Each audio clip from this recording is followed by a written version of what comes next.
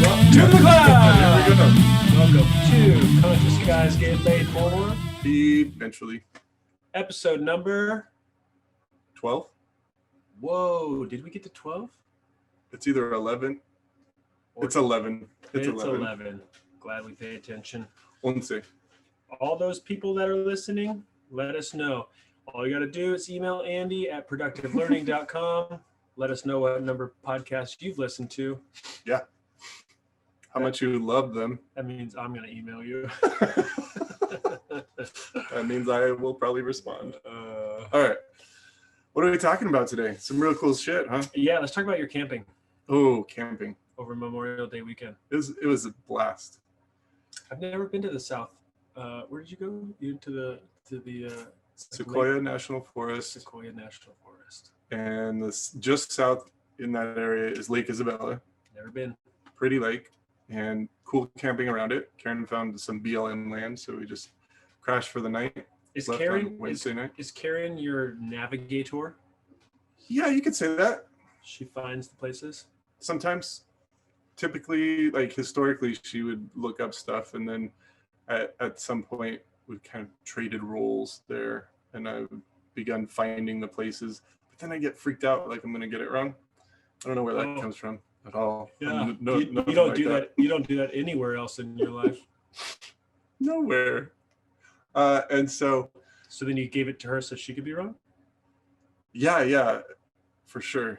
And that takes the pressure off of me. Actually, I asked her for help. I said, look, I found 7 different places that I think would be good, but I'm freaking out. And she's like, oh, okay. And so then we looked together and we found, she said, what about this spot? And I'm all, yeah, let's try it. And so it just takes the heat off. It's just not my decision alone in that point, because when Karen's not okay, it's shitty. And when it's just me making the choice and she's not okay, it's even shittier for me. And then when it's like she's grumpy, like she'll inevitably, like, we'll be going maybe 15 minutes too long. 15 minutes too long of driving, 15 minutes too long of hiking, whatever it is. Yeah. And then she'll start getting cranky. And that crankiness just reflects back to me how poorly I planned for something. Oh, so you take on the crankiness? I do, as mine. You were the cause? I was the cause, yeah. Damn, dude. That's heavy, right? That's bullshit, too. That's kind of like the conversation about the headphones and her conference calls in the morning or something like that. Yeah. I don't even totally remember what that story was, but I just had this like whiff of the same flavor. Odor, flavor. Yeah. It's good. It is warm in here. It could just be my pits. It could be. I have this fan just blowing on me. Would you like some of it? My bad. Yeah, so it does. It has a little bit of the same flavor. And so part of my, I guess, unconscious strategy there is to include her in the decision. And that way I can logically recognize that it wasn't just me alone who's created this environment for this to live in. I mean, but it's not a bad idea. No, it's not a bad idea. It's and it partnering works. with her, right? Yeah, partnering with her. And I think there's also an honorable intent there to recognize that, hey, yeah, this is typically something that freaks me out. And do I need to be freaked out about it? No. Yeah. That's where I think there's a misnomer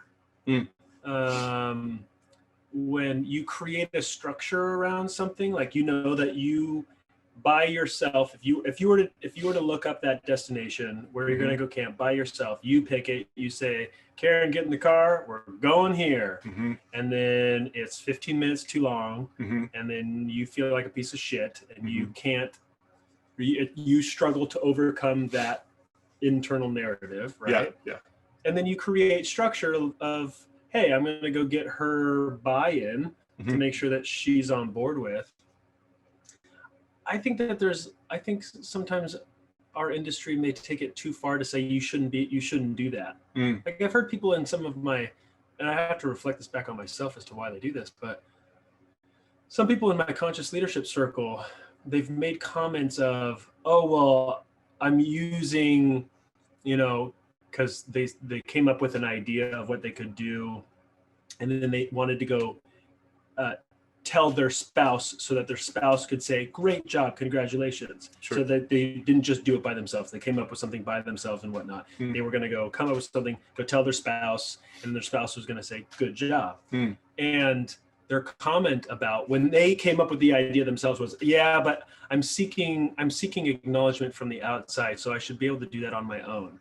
And it's like I get their intent, like what you're saying. I get their honorable intent. Like we should be able to, this kind of like Plato's form of, I could create any emotional state that I want by myself, and that then I'm like in this perfect form, right? But that's not how this messy world is. No. Like if you can create structure where you check in with Karen saying, hey, we got these 3 spots, which one do you like? I like this one because it's got a lake there and the other 2 don't. Cool. Then we're both in it together. We both got it.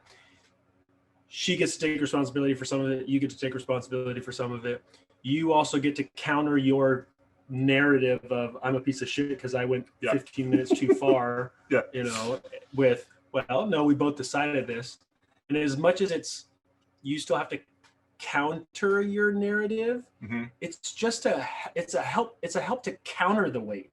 It's not I'm now blaming her. If you were to go blame the other person because, well, you said you wanted to, well, then you just flipped positions on the victim triangle. Yeah, that's lame. That's lame. But if you were to go in and collaborate, well, then you guys are playing with each other. You're figuring out, and then you're going to use part of that as the narrative to get yourself off of your victim thinking of, I'm a piece of shit. I should have just picked my own decision.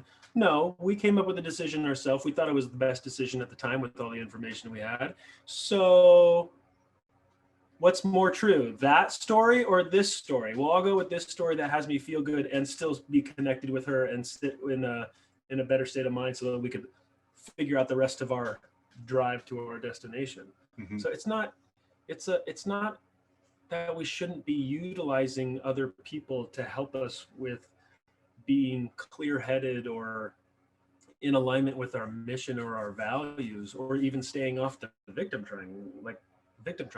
Yeah, we totally can, if used in a way that takes responsibility for ourselves. Like, by all means, why else would we want to be in a relationship with somebody? Like the sex getting laid more. Sex is better not on the victim triangle though. Sex is way better not on the victim triangle.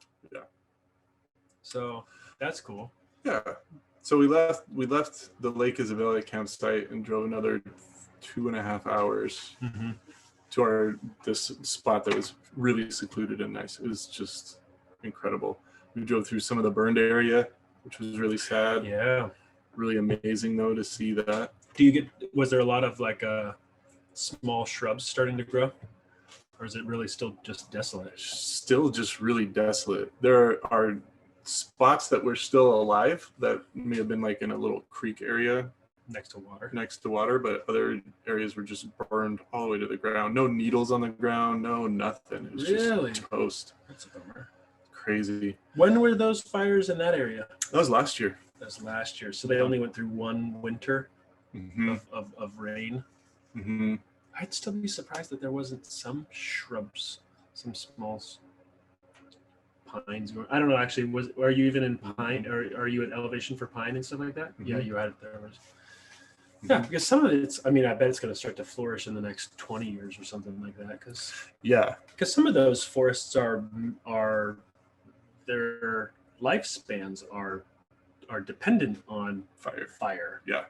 You know, with all of the pine cones and all those kinds of things, and getting rid of all the low shrubs on the ground to feed the soil. So bummer for the next 10 years, but hey. Yeah, I think in a couple of years it'll start looking pretty. Yeah, that's cool. I'm realizing when you were talking about going to more and more remote places, in my I'm realizing Cassie and I are not those people anymore. No. You want to be around people? Well, it's not. Well, I mean, yes, we like that, but it's less about that. It's more about between Grace being an infant and the amount of time that you've got like in the car to get somewhere before there's a nap time or there's a feeding time or whatnot. Winston is something that we have to take into account, but he was ready to go wherever, you know, and for long rides and whatnot, especially when you get out at a gas stop and kind of walk around and all that. But Grace is a lot less like, you got to be landed at your location at 6:30 p.m. so that you can start doing your bedtime routine and be set up and done and not working around wherever she's sleeping no later than 6:45, 7. Damn, that is just a huge commitment. It makes it so, trying like going to random places when it says, it's only 16 miles on a dirt road. On dirt road. Yeah. Sometimes it's 20 minutes. Sometimes it's like 3 hours. Yeah. Right. Yeah. And so we don't have as much of that ability because our windows are so much shorter. Damn. So I'm listening to what you're saying, like, it was another 2.5 hour drive, like, and that was after your stopping point. Yeah. So we went up to where did we go? And it took 2 days. Oh, we just went up to Northern California. We went camping up in Northern California, not northern, up in the Bay Area. That's like 6 hours away. Yeah, it was about 7. It was 7:15, no traffic. I think it was 7 hours, 15 minutes, which Cassie and I used to do that drive on the regular because her family lives up there, her friends live up there, and all that stuff. And so we would haul that thing Friday nights and then come back on Sundays all the time. And it took 2 days up and 2 days back. What I've figured out, my rough estimate right now is that for every hour you add another 15 to 20 minutes. Oh, damn. But I think it may be a little bit more. I just really want it to be done by 15 minutes. Is that because of stops? Because of the amount of stops. Because if she has a dirty diaper, you got to stop and you've got to like pull off and you've got to open the trunk and you've got to set out a place to clean her and then put her back in and then every couple 2 or 3 hours.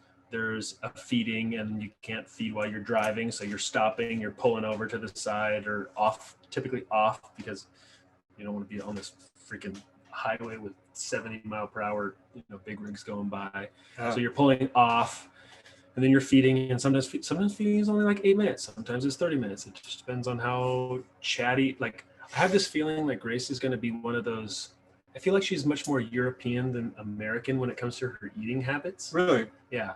I think she's much more into the long, drawn out social meals. So have your drink, and then you have your second drink and appetizer, and then have your entree, and then have your what is it, like your aperitif, like your after dinner drink and your dessert. Like, and it took 3.5 hours. Like she'd be down for that. Sometimes those are fun meals. Sometimes she's just breastfeeding right now. So sometimes she's eating and then she'll stop and she'll just look around. And Cassie's like, okay, you're done. Starts to pull her, like lift her up. Oh, wow. And then she just goes back to the booth. And then just does that for nonstop. So it's like, suck. Okay, no, let's look around. Let's talk. Let's do this. She's very funny. You can tell when she's angry because it's a she snarls. It is an angry little girl. It's not a crying. It's not like she's sad or scared. There is a definite and that's what's really funny is that's probably the most common upset reaction that she has. She gets angry. Yeah. Ooh. She's rarely like if she's dirty, it's that kind of growl. It's like, figure this out. I don't like this. I'm uncomfortable. My pants are all wet. If she's hungry, come on, where's the food? It's not like that. At least the idea that I always had of this crying whiny baby. Yeah, like she's not a crying baby. She's a pay attention. I need something. Which is really good now because Cassie and I are just laughing at it. We used to be freaked out, like, oh my God, something's wrong. Yeah, I remember a couple of those early on conversations. You're like, I haven't figured this one out yet. What is this one? Do you think? Yeah. That's cool. So anyway, so our totally remote BLM camping, and it's getting less and less likely. And it's not because once we get there are we not set up, because we could still do the whole setup and getting there. That's a challenge. It's the getting there and the amount of drive time. So like we have Cassie's family, the McDowells, have a family reunion every year, and it's up in South Oregon, which is 12 to 14 hours, depending on where they do it, because we changed the locations. And her and I typically do that in a day and then about a morning drive. So we'll do like 10 hours and then like the last 2 to 3 hour stretch. It's not bad. Not anymore. That 2-day drive is going to turn into like 3.5. And then you do 3.5 back. We're at a whole week and we haven't even hit the destination. Yeah, right. And that's just a lot of travel. How long do you think this phase is going to last? I don't know. I don't know what their eating habits turn into, because she's eating, I want to say every like 3 to 4 hours. So I don't know if that starts to slow down or it starts to stretch out. Like she'll just eat more and then she'll not have as many. I don't really know. I'm not really positive on that one. And then sleeping also changes. Right now she sleeps about every 2 to 2.5 hours. Like she'll be awake, I should say, for every 2 to 2.5 hours, and then she'll have another nap. But at some point they start to do a long nap through the day. Okay. Like a 2 to 3 hour nap in the afternoon, like a 1 to 4 or something like that. Nice. And then I'm wondering if the other naps get really short. So I don't really know. That'll be fun to find out, I'm sure. Yeah. She's pretty good sleeper in the car. Cassie and I have gotten really good at listening to one ear pod, and she listens to the other ear pod if we're in the car, and then we'll listen to that, or if we're like watching a movie when we're camping or something, or listening to something when we're camping, and then so that we can listen and she can't hear a thing. Don't disturb the baby. Don't disturb the baby. Yeah, you guys have some sound machines and stuff for her to sleep to, right? Yep. Like loud noises. It sounds like a hotel air conditioning system.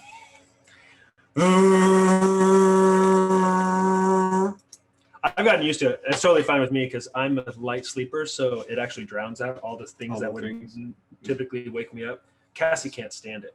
Yeah, she can't stand it. She now sleeps with something over. So I used to sleep with something over my head many times in the morning because there was all these little creaks and cracks and animal sounds. Yeah.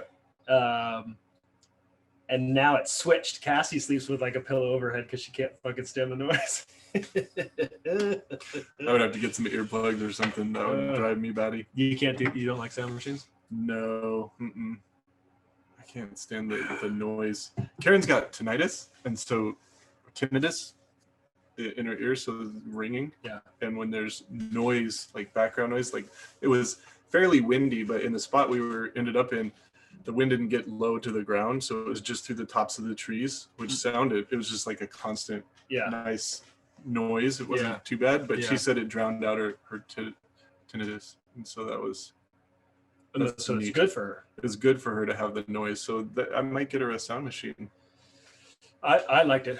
I think, when I'm out in nature, that kind of stuff, that actually is as pretty as it sounds. That stuff wakes me up because it's not consistent. Like the sound machine that we got, Grace has, I think, 3 or 4 different sounds, different whatever thing. Yeah, different sounds. So some is like rolling waves. So it's a big crash and then it just dies away, and then a big crash and it dies away. And it's just over and over again. Cassie liked that. I couldn't stand it because all I hear is like crash and I'm kind of awake, and then it rolls away, and then I kind of fall and back. Then it crashes. And then it crashes again, and I wake back up like, this is fucking lame. This is just one constant hum. No fluctuation, no variation in the tone, just one constant hum. Dude, yeah, I'm just the opposite. Like the sound of the waves is nice, Like we used to live next to the freeway over in Irvine, and the cars going by would be a constant thing. It wouldn't. No, be, they're not constant. They no, are there's totally not. constant. No, because then you get the big rig going by, and then you get the truck that has the blown out cylinder that pops, and then you get the freaking. It's just bad. See that's the one where I can't. It's got to be fully consistent. No, thank you. But it can't be like a drip. Oh fuck! That's like worst. Torture. Those are the worst. Mm-mm. Can't stand that. Anyway, so yeah, so I think our camping, our remote camping for a little while is.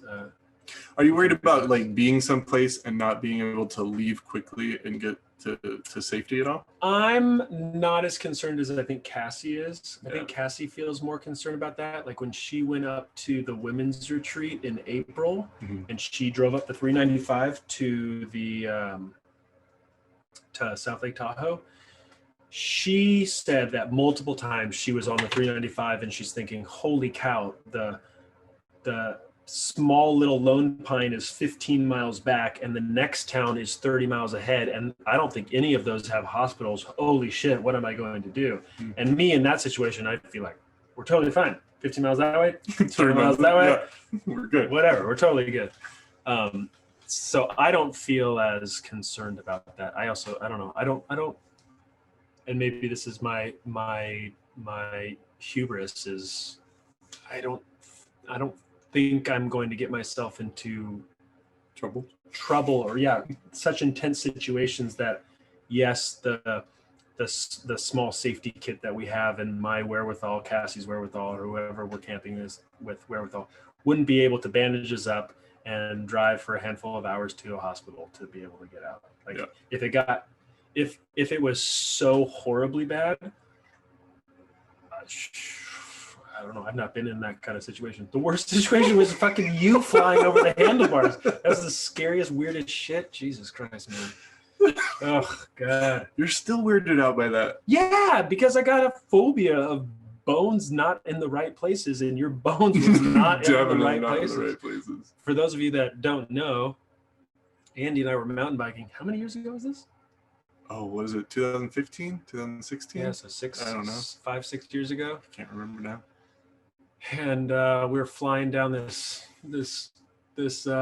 fire road, and this fire road took a bend in the road and a downgrade really fast. Just really fast drop. And I was in the lead and went down it and knew that Andy wasn't going to be able to make it down this thing with the amount of rivets and whatnot, ruts that were in the road. Plus my form was shit. At his speed, with his form and his biking ability. Poor skill level.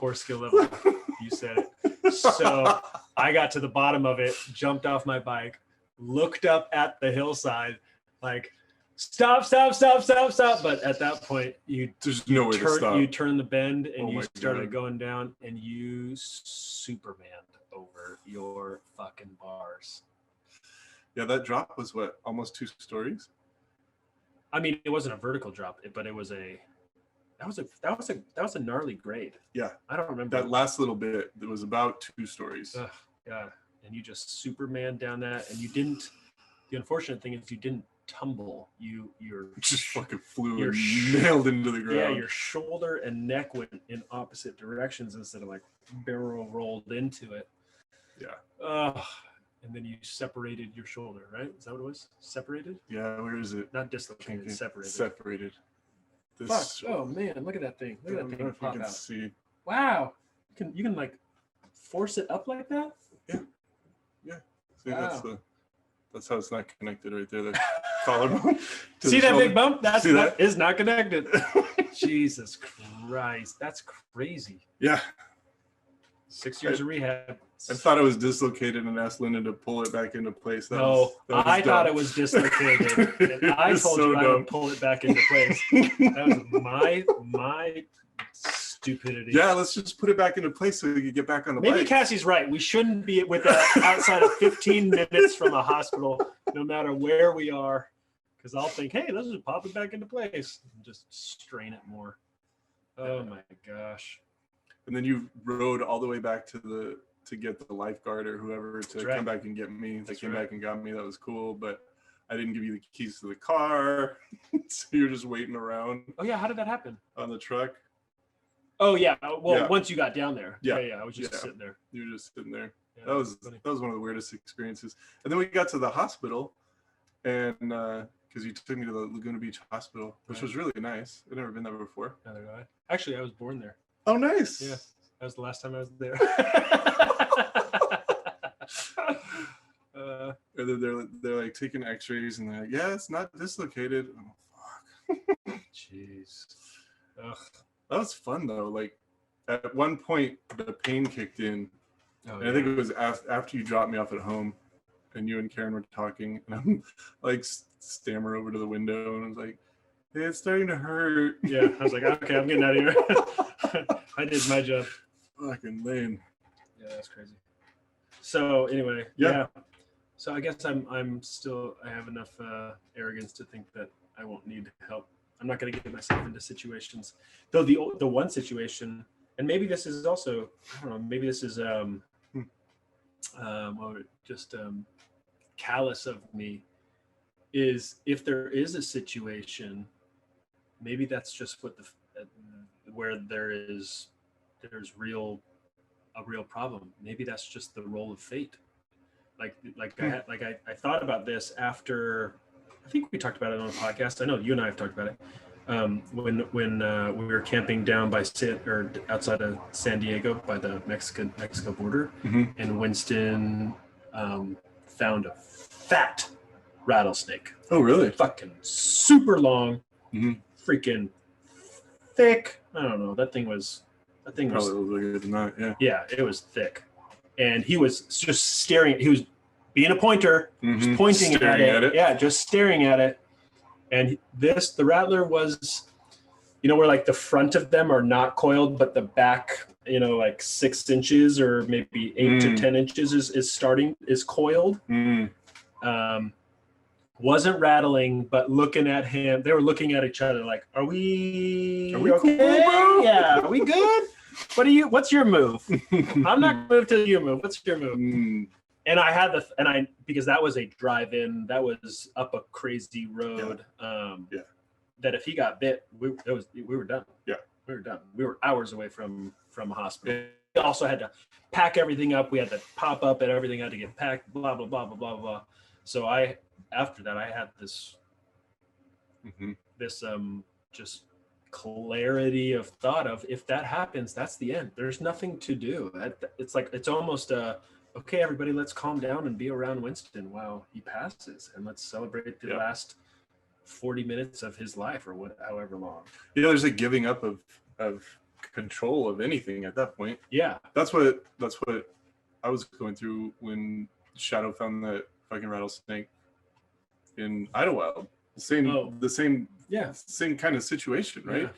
Like, this fucking rattlesnake is in this rock. I see it, and I try and get him to go around, and he's just like, goes right over to it, puts his fucking nose in the crack, and then the snake rattles and he runs off, which was really great. Thank God. But at the moment, he's not listening to me. I'm telling him to leave it, but he's not. He goes right in it. I'm like, that's it. That's the end. That's my dog. Shit. Yeah. But it was just like a clarity and an acceptance. Yeah. And there wasn't like this fret or panic or anything like that. It was just like this amazing, oh wow, that's what it is. Yeah. Ugh. So that's strange. I wonder if that's I think that's the I think we mentioned this in the last podcast too, that the samurai code, totally committed, like willing to die, but totally committed to life. Or committed to life and totally. It seems like a paradox, right? Right. Yeah. But it's not. You've just accepted that this is out of my hands, and therefore I place no need of control on this, and I will control whatever else I can. That's what I'm committed to now. Very interesting. Deep shit, dude. Deep shit. All about me not going camping. Yeah. So would you go to Idlewild? Sure. Yeah, we've been to Idlewild several times. 2.5, 3 hours away. Is that all it is from here? 3 hours, maybe? 3.5? I thought it was a little longer. Maybe it is. Maybe I just drive fast. Yeah, you do drive fast. We went to a wedding up in Idlewild a couple years ago. It's really pretty. Mm-hmm. It's really fun. It smells so good in the trees. Fuck. It's a tiny town. Yeah, all the little T intersection. That's all it. Is. Yeah. More like a Y. Cool. You barely get gas. Yeah.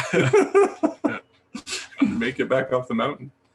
Well, what else are we talking about here? You don't want to see people? Yep, we know that. Camping. Jesus. Keep going on a camping setup. Yeah. Yeah, what's your new camping setup going to be like? Oh, so we're thinking of... it only has to make it like 5 miles out of town. That's right. That's right.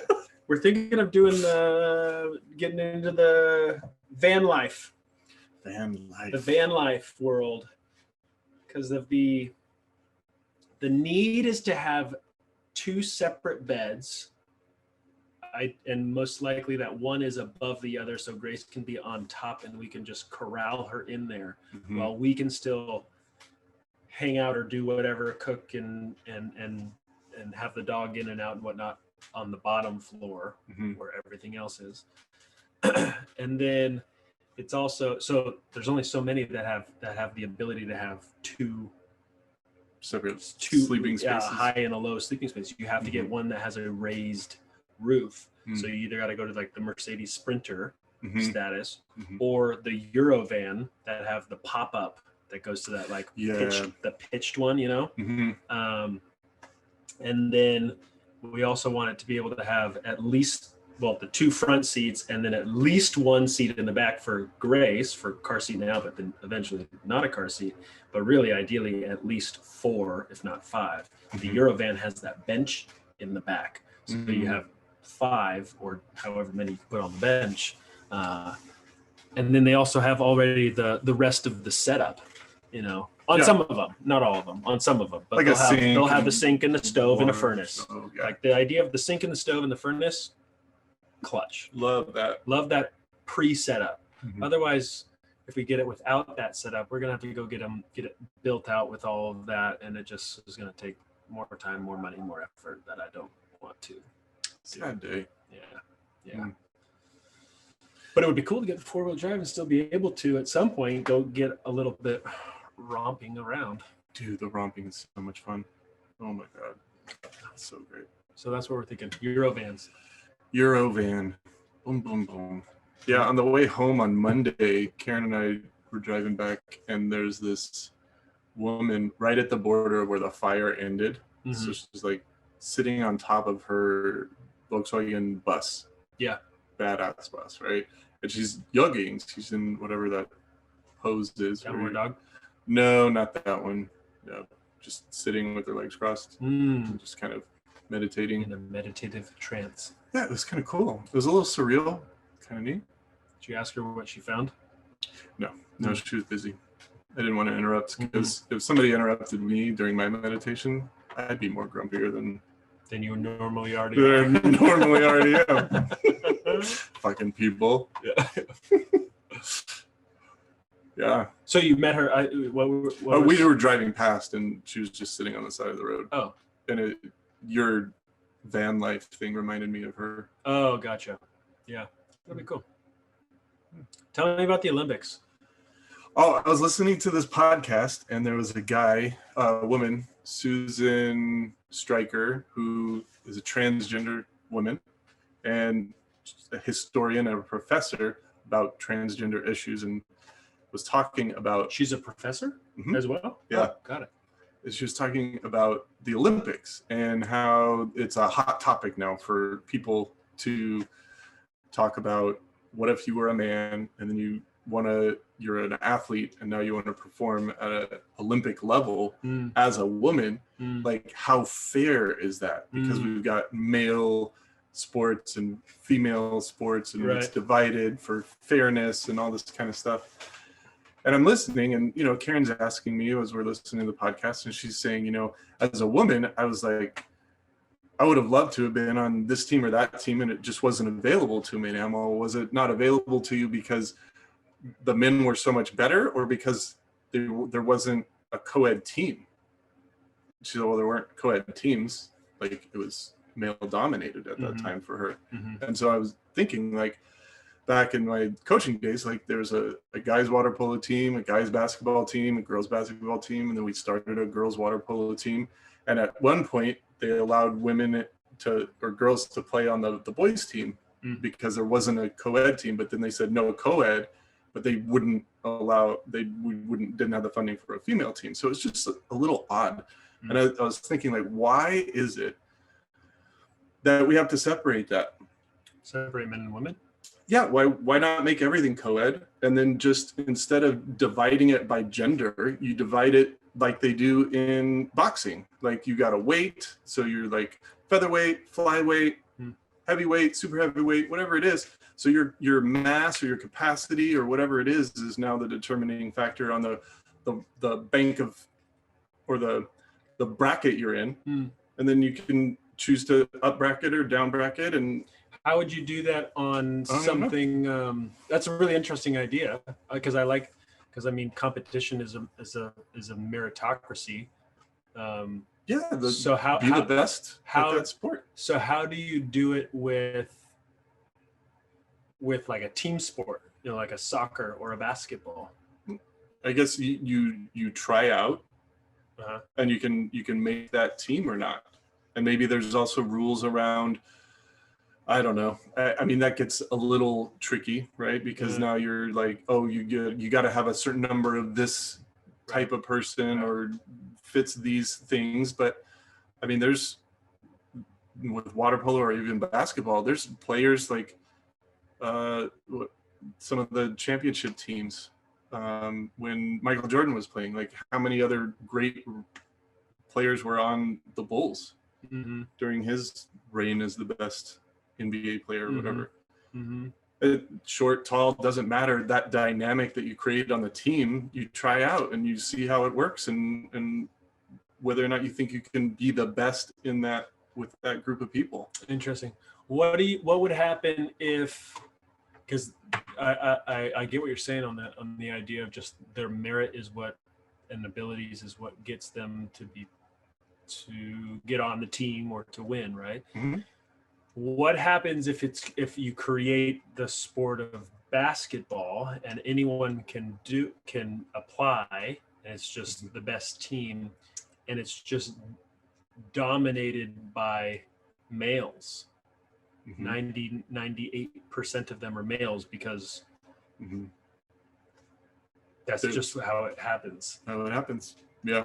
I mean, that becomes a very challenging thing to do, and I don't know how to address that necessarily, but I think there's a better way than separating it into a binary gender option, right?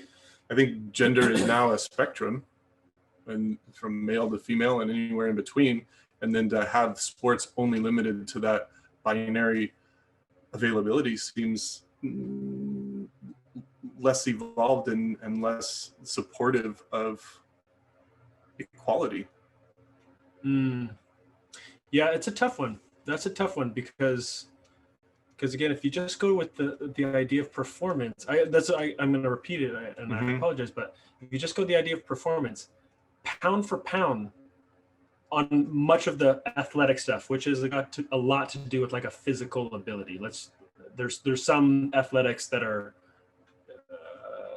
like golf definitely has a physical ability, but there's also a lot of other components to it, right? Like archery, definitely physical ability, but most of that is small, minute stuff.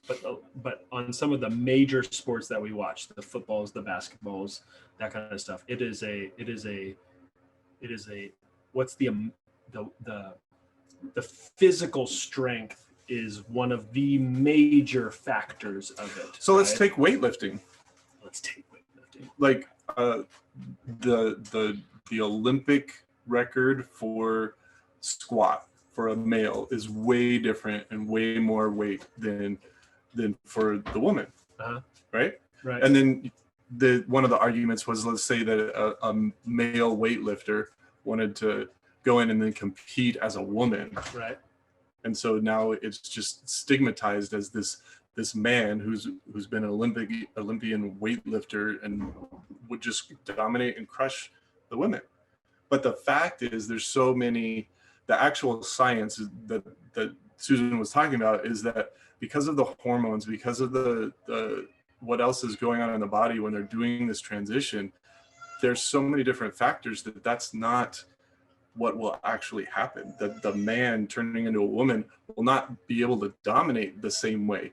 And that probably wouldn't happen anyway. And what was the last part on that? A male Olympian bodybuilder, weightlifter would go through a sex change to dominate in the world field, the women's field. Yeah, it seems to me, because if somebody that is a transgender truly changes their hormone level and what their muscles are capable of doing and what their heart and lungs and everything are capable of doing, that's different than the idea of identifying with a different sex. Right. Like, if I all of a sudden said I'm a female and I'm walking around with my balls and I decide to go play on the female team, I'm like, sorry, no, you are physiologically a male. I get that you want to identify as that, and I'm all for whatever you want to identify for. But physiologically, we are testing certain capabilities, and so we have to do that. We have to adhere to some kind of standard.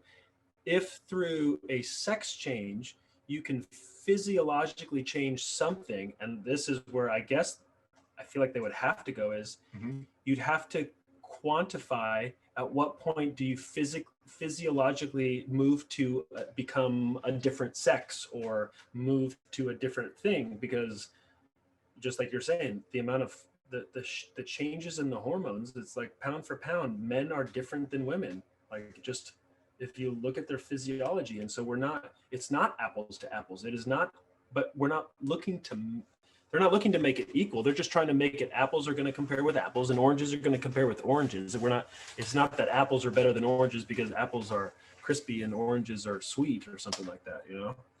So there would have to be something that could be measured that says, okay, you physiologically moved to this category, and now this category competes with anybody within that category. Just like you were saying with boxing. Yeah. If you're 135 to 141, then you get to compete in this range. If you physiologically have testosterone between this and this, you get to be in this testosterone range. Yeah, I mean, there's different. So what Susan was mentioning was that the Olympic committees and the things are creating that those standards or those ways of maintaining some semblance of fairness in for people to apply at that level. And there's so many rules about, drugging and doping and all this other kind of stuff. Like, why wouldn't you think that they would be doing that as well, to even consider transgender participation at that point? And so I'm just finding it really interesting the way that they were describing it in the podcast, that the need for things to be black or white, this or that, male or female, has just been so ingrained. And when the system gets disrupted at all, anything different than those two categories then becomes wrong, becomes not allowed. It becomes something to rail up against and say it doesn't fit. And I think that's what most of the backlash is from the LGBTQ community, is that it's not wrong or bad. It's not that it doesn't fit. It's that the system hasn't allowed for it. Yeah. And there's a way to evolve and create something that does allow for it. And I think it has to. Yeah, it'll be very interesting to see how the next 20 years with CRISPR and gene editing and the ability to change your physiology by way of sex changes and down to your hormone level. It's not just like an anatomical, like I'm going to get breast implants. It's like, no, you're actually going to grow your own. Yeah. Like with all of those, the advent of all of that over the next 10 and 20 and 30 years, what will it then turn into? Dude, and then becoming a cyborg? Can you imagine that? And we get Neuralinks and we have the internet in our brain. Fuck yeah. That's badass. Is the future. That is the future. What do you think about all the UFOs sightings and stuff that they're coming out with? Do you know, have you paid attention to any of that? I heard, what was it, a couple of months ago, maybe even longer, that the Pentagon released that we really don't know what that is. There are videos of shit that we can't explain and don't have any reasoning behind. Yeah.